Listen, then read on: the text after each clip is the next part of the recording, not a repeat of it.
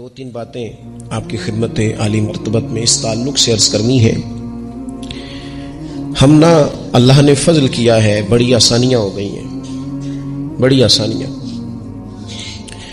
اب کہاں وہ دور گیا کہ جب یہاں سے لوگ کراچی ساحل سمندر پر پہنچتے تھے اور وہاں سے پھر ہفتے میں یا 10 دن میں بحری راستے سے حرمین جاتے تھے اور 6 ماہ وقت لگتا تھا، اور پھر وہاں سے جا کے خط ڈالا جاتا تھا اور وہ پہنچتا تھا تو خبر آتی تھی کہ لوگ خیریت سے چلے گئے۔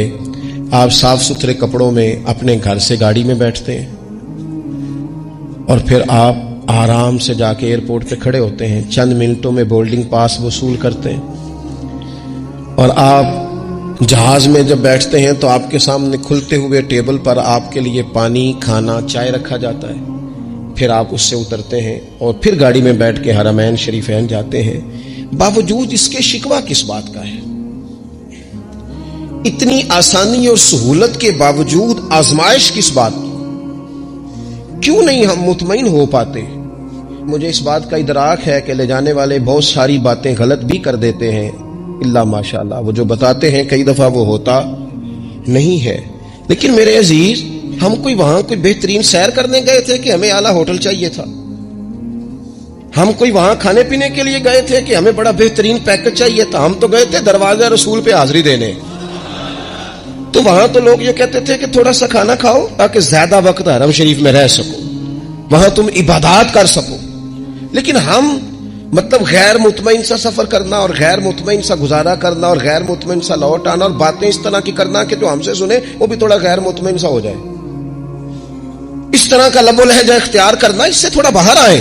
اور اگر کبھی کوئی دشواری ہو بھی جائے، اگر کبھی کوئی تکلیف آ بھی جائے، اگر کسی وجہ سے چلے کسی کی کوتاہی کی وجہ سے صحیح کوئی اذیت آ بھی جائے، میں نے ڈھیر سارے لوگوں کو اللہ ماشاءاللہ غیر مطمئن دیکھا ہے۔ میں نے بہت پہلے بھی کہا تھا، میں حرم شریف میں تھا تو کچھ لوگ شکوہ کر رہے تھے، تو میں نے ان سے کہا کہ اللہ تعالیٰ ان سے ضرور حساب لے گا جو یہاں آنے کے لیے بھی لوگوں سے جھوٹ بولتے ہیں۔ لیکن میں آپ سے یہ بات ضرور عرض کروں گا کہ ویسے بھی تو لوگ لوٹ لیتے ہیں نا، تو یہ تو بڑا اچھا نہیں، لوٹ بھی لیتا تو پھر بھی خیر تھا، ہمیں حضور کے روضے تک تو پہنچا دیا ہے نا، دیکھو نا لے کہاں آیا۔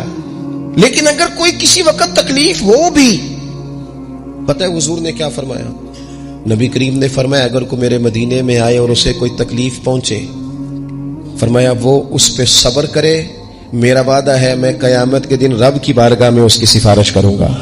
دوسری گزارش یہ ہے کہ جب بھی حرمین شریفین جائیں نا تو ذوق شوق ساتھ لے کے جائیں، غصہ اور آرام گھر چھوڑ کے جائیں۔ یہ واپس آ کے کرنا آرام بھی اور غصے بھی اور اپنی ذات، اپنا عہدہ، اپنا منصب، اپنا پیسہ یہ گھر چھوڑ کے جائیں۔ وہاں غلامی لے کے جائیں، فقیری لے کے جائیں، خالی جھولی لے کے جائیں۔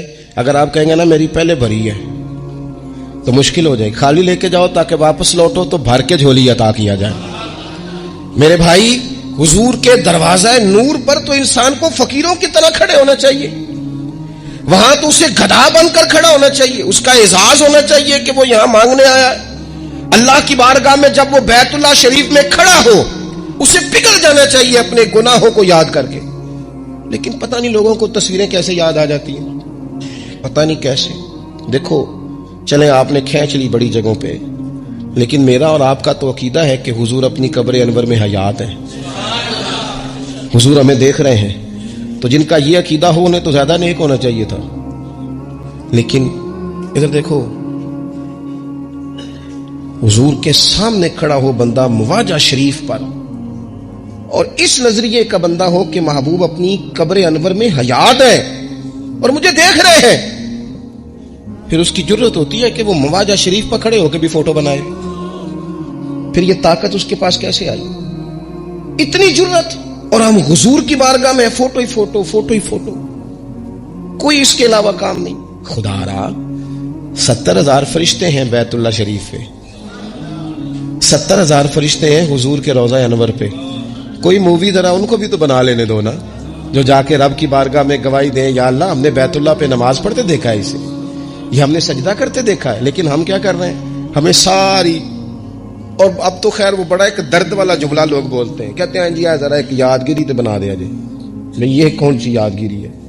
یادیں تو وہ ہوتی ہیں جو روحوں سے جدا ہوتی نہیں، جو کھرچ بھی ڈالی جائیں تو ذہنوں سے جدا، تو بہت زیادہ انکساری سے، توجہ سے۔ دوسری بات، وہاں زیارات ہیں، اور صحیح بخاری میں موجود ہے، حضرت عبداللہ ابن عمر رضی اللہ تعالیٰ عنہ کا یہ طریقہ مبارکہ تھا کہ وہ جب مکہ مکرمہ میں بھی جاتے تھے نا، بیت اللہ شریف بھی، تو وہ جگہ ڈھونڈ ڈھونڈ کے نماز پڑھتے تھے جہاں رسول کریم صلی اللہ تعالیٰ علیہ وسلم نے نماز ادا فرمائی ہے۔ ظاہر ہے وہ بڑی جگہ ہیں، اب وہ بڑی زیارات ہیں، جیسے غار ثور ہے، تو یہ وہ غار ہے جس کا قرآن پاک میں ذکر ہے، اذ ہما فی الغار، جب وہ دونوں غار میں تھے۔ ظاہر ہے بڑی زیارت ہے نا۔ ہمارے پاس مشعر حرام ہے، عرفات میں، مینا، مزدلفہ میں زیارات ہیں جن کا قرآن پاک میں تذکرہ آیا ہے، بڑی زیارات ہیں، ان زیارات کو کریں۔ آپ اگر اللہ موقع دے، ہمت ہو، ضروری نہیں کہ آپ بیمار ہو تو جانا، وہاں کوئی فرض واجب تو نہیں، لیکن شوق محبت بعض اوقات انسان کو دلاتا ہے کہ وہ جائے، تو غار ہرا ہے، جا سکتے ہو تو ضرور زیارت کریں۔ حضور نے بڑا قیام فرمایا، مجھے اللہ نے موقع دیا، میں نے 2 دفعہ جا کے اوپر دیکھا، اس کی زیارت کی۔ لیکن جو زیارات کنفرم ہے، مدینہ منورہ میں زیارات ہے، میدان احد ہے، حضور تشریف لے جایا کرتے تھے، مدینہ شریف میں کنویں ہیں جن کے تذکرے ہمیں ملتے ہیں روایات میں، تو آپ کے پاس موقع ہو آپ جائیں، زیارات کریں۔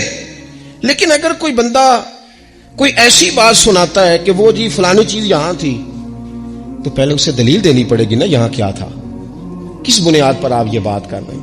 وہاں کی زیارات کے بارے میں بھی اگر کوئی غلط بیانی کرتا ہے تو پھر وہ اپنے لیے بڑی ساری نقصان کا کام اکٹھا کر رہا ہے۔ کچھ ایسی باتیں کی جاتی ہیں جو سمجھ میں نہیں آتی۔ کیا ضرورت ہے آپ کو ایسی باتیں کرنے کی جن کا وجود موجود نہیں ہے؟ میں حضرت سلمان فارسی رضی اللہ تعالیٰ عنہ کا باغ لگایا گیا تھا، کتابوں میں موجود ہے، میں نے وہاں زیارات کرانے والے سے بھی کہا، میں نے کہا 3 باغ دکھا دیے ابھی تک لوگوں نے مجھے، کوئی کہتا یہ والا باغ ہے حضرت سلمان، کوئی کہتا یہ والا باغ ہے، کوئی کہتا اگر آپ کو نہیں پتا تو آپ چھوڑ دیں۔ لیکن کیا کوئی ضروری ہے کہ ایسی باتیں کی جائیں؟ اور پھر یہاں آ کے لوگ یہ بھی کہتے ہیں جی میں نا 70 زیارات کر کے آیا۔ بھئی سارا مدینہ ہی زیارت ہے، سارا مکہ ہی زیارت ہے، وہاں کی ہر چیز زیارت ہے، جہاں محبوب رہے، صحابہ رہے، اہل بیت رہے، وہ ساری زیارات ہے۔ لیکن آپ کچھ ایسی باتیں اگر کریں گے جن کی آپ کو دلیل نہیں ملے گی تو پھر وہ کیسے مان لی جائیں گی؟ کس طرح اس پر فوکس کیا جائے گا؟ تیسری بات، ہم یہاں سے عبادات کے لیے جاتے ہیں۔ مجھے بڑا زمانہ ہو گیا، کئی سال ہو گئے، میں حاجی جب جاتے ہیں تو مجھے موقع ملتا ہے کچھ انہیں باتیں بتانے کا، کچھ ٹریننگ میرے ذمہ ہوتی ہے، تو میں نے دیکھا ہے کہ تمام ٹریننگ دینے والے حجاج کرام سے کہتے ہیں کہ جناب آپ تھوڑا چلا کریں، وہاں پیدل چلنا پڑے گا، 1-2 کلومیٹر چلنے کی عادت ڈالیں تاکہ آپ صفا مروہ پہ جائیں، مینا، مزدلفہ، عرفات میں جائیں تو آپ کو مشکل نہ ہو۔ میں ایک بات ساتھ اور بھی کیا کرتا ہوں، میں کہتا ہوں چلنا بھی چاہیے، اور جانے سے پہلے نا کچھ 2-2 گھنٹے اکٹھے مسجد میں بیٹھنے کی بھی عادت ڈالنی چاہیے، کیونکہ ہمیں مسجد میں بیٹھنے کی عادت نہیں ہے۔ نماز دنیا میں ایک ہی تو کام ہے جس پر ہماری سوئی پر توجہ ہوتی ہے، وہ نماز ہے، اور اچھی بات ہے، کتابوں موقوتا ہے۔ ہم کیا کرتے ہیں؟ بھاگ جاتے ہیں نماز کے بعد۔ ہمیں یہ کرنا چاہیے، ہماری یہ خواہش ہونی چاہیے کہ ہم کچھ وقت مسجد میں بیٹھیں تاکہ حرم شریف جا کے نا ہمیں موقع ملے، ہم دیر تک وہاں نوافل پڑھ سکیں۔ وہاں ہم اسی کام کے لیے جاتے ہیں کہ عبادات ہو، وہاں دیر تک ہمیں تسبیح کا موقع ملے، قرآن پاک کی تلاوت کا موقع ملے، ہم مسجد میں کچھ وقت گزاریں، کیونکہ ہمارا مزاج یہاں ہوتا نہیں جم کے مسجد میں بیٹھنے کا۔ تو وہاں بھی دیکھا ہے، اسی تیزی سے مسجد میں گئے، اسی تیزی سے نکل آئے۔ اگر مقامی لوگ ایسا کر بھی رہے ہیں تو ظاہر ہے وہ مقامی ہیں، ہم لوگ جو گئے ہی اسی کام ہے، ہمیں تو چاہیے نا کہ کچھ ہمیں ایسا ٹائم ملے کہ ہم تسلسل کے ساتھ وہاں بیٹھ سکیں اور اپنے اوقات کو عبادت میں لگائیں، تو یہ عادت بھی ہمیں ضرور ہونی چاہیے۔ دوسری بات، اللہ تعالیٰ نے قرآن مجید میں فرمایا یا ایھا الذین آمنوا لا ترفعوا اصواتکم فوق صوت النبی، اے ایمان والو اپنی آوازیں میرے نبی کی آواز سے اونچی نہ کرنا۔ یاد رکھیں بڑے احترام سے، وہاں تو ذرا سانس بھی بندے کو آہستہ لینی چاہیے، ادب سے۔